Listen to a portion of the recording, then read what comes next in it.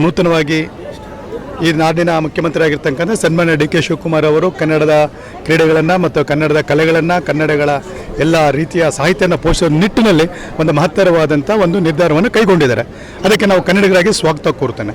ಅದು ಯಾವ ರೀತಿ ಅಂತ ಹೇಳಿದ್ರೆ, ಭಾರತ್ ಜೋಡೋ ಸಂಘಟನೆಯ ನಿಟ್ಟಿನಲ್ಲಿ ಪ್ರತಿ ಪಂಚಾಯತಿಗೆ 10 ಲಕ್ಷ ರೂಪಾಯಿಗಳನ್ನು ಅಲ್ಲಿನ ಕ್ರೀಡೆ ಮತ್ತು ಅಲ್ಲಿನ ಕಲೆ ಮತ್ತು ಅಲ್ಲಿನ ಸಾಹಿತ್ಯನ ಪೋಷಿಸುವ ನಿಟ್ಟಿನಲ್ಲಿ ಕನ್ನಡತನವನ್ನು ಬೆಳೆಸ್ತೀವಿ ಅಂತ ಹೇಳಿದರೆ ಅದಕ್ಕೆ ಸ್ವಾಗತ ಕೊಡ್ತೇನೆ. ಸನ್ಮಾನ್ಯ ಮುಖ್ಯಮಂತ್ರಿ ನಾನು ಕೇಳೋದು ಬಯಸೋದೇನೆ ಅಂತ ಹೇಳಿದ್ರೆ, ತಮ್ಮ ಆಲೋಚನೆ ಏನಿದೆ, ತಮ್ಮ ಚಿಂತನೆ ಏನಿದೆ, ಭಾಳ ಸ್ವಾಗತ.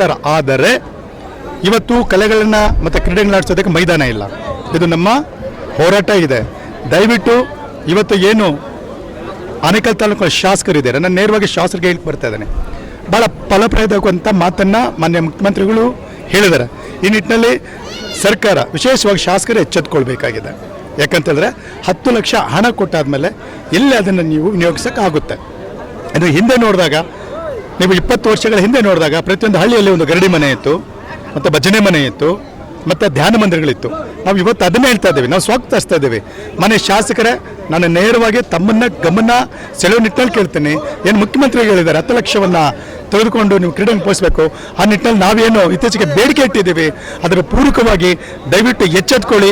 ಹೋಬಳಿಗೆ 10 ಎಕರೆ ಮೈದಾನ ಕೊಡುವ ಮುಖಾಂತರ ಕನ್ನಡಿಗರ ಕ್ರೀಡೆಗಳನ್ನು, ಕನ್ನಡಿಗರ ಸಾಹಿತ್ಯವನ್ನು, ಕನ್ನಡ ಕಲೆಯನ್ನು ಪೋಷಿಸಬೇಕು.